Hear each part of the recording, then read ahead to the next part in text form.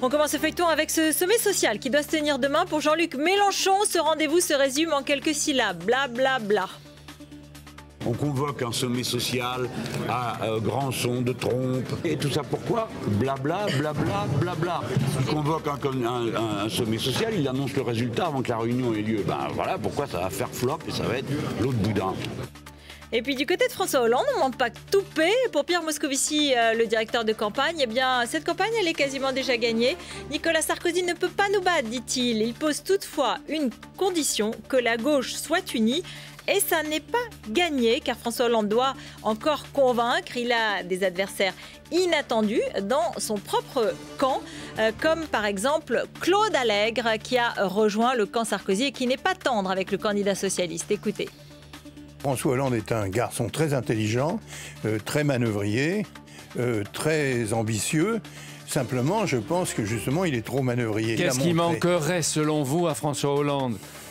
La volonté, le courage. Jusqu'à maintenant, il a occupé des postes importants. Le Parti socialiste a fait que décroître. Quant à la Corrèze, c'est le département le plus endetté de France. Donc, je ne lui fais pas confiance du tout à titre personnel. Voilà, et puis si l'on en croit Pierre Lelouch, ministre de Nicolas Sarkozy, François Hollande n'a pas vraiment convaincu non plus ses anciens adversaires de la primaire. Écoutez-le.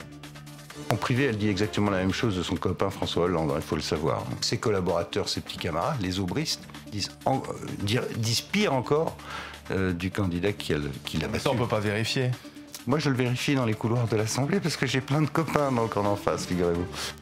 Voilà, puis ce soir, l'œil de Benjamin, c'est tout de suite. Il revient sur les vœux du chef de l'État au monde agricole. C'est un peu après moi le déluge, écoutez.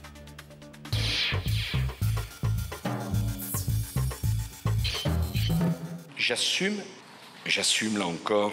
De ce point de vue, j'assume. Oui, hors de question pour Nicolas Sarkozy de se repentir ou de faire son mea culpa.